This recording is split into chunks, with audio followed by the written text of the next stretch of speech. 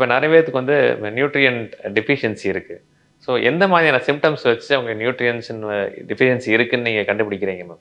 மேஜராக நம்ம வந்து என்ன நியூட்ரிஷன் டெஃபிஷியன்சி பார்க்குறோம் அப்படின்னா anaemia, vitamin D, B12, B6 வந்து இது ரொம்ப காமனாக இருக்குது. இப்போ ஆஃப் லேட் வந்து வைட்டமின் ஏவும் கொஞ்சம் ஜாஸ்தி ஆகிட்டே வருது. இதில் என்னென்னா நம்ம எடுத்த உடனே நமக்கு சிம்டம்ஸ் தெரியாததுனால நம்ம வந்து அதை இக்னோர் பண்ணிகிட்டே இருக்கோம். சம்டைம்ஸ் நமக்கு அனீமியான்னு தெரிஞ்சு கூட நம்ம இக்னோர் பண்ணுறோம். ஸோ இது மோஸ்ட்லி வந்து பார்த்திங்கன்னா இதோட சிம்டம்ஸ் எப்படி இருக்கும்னா, ஃபஸ்ட்டு டயர்டாக இருக்கும். நீங்கள் காலையில் ஃப்ரெஷ்ஷாக ஆரம்பித்தா கூட ஒரு 1 or 2 ஹவர்ஸில் நீங்கள் டயர்டாகிடுவீங்க. நீங்கள் ஒர்க் போகிறவங்களா இருந்தீங்கன்னா உங்களால் ஒர்க்கில் கான்சென்ட்ரேட் பண்ண முடியாது. நீங்கள் படிக்கிறவங்களா இருந்தீங்கன்னா உங்களால் கான்சென்ட்ரேட் பண்ண முடியாது.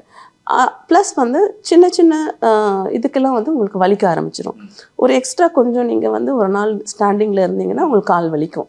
அப்புறம் யானிங், அப்புறம் முடி கொட்டும், உங்களோட ஸ்கின் எல்லாம் வந்து ட்ரை ஆகும், ஹெல்த்தியாக இருக்காது.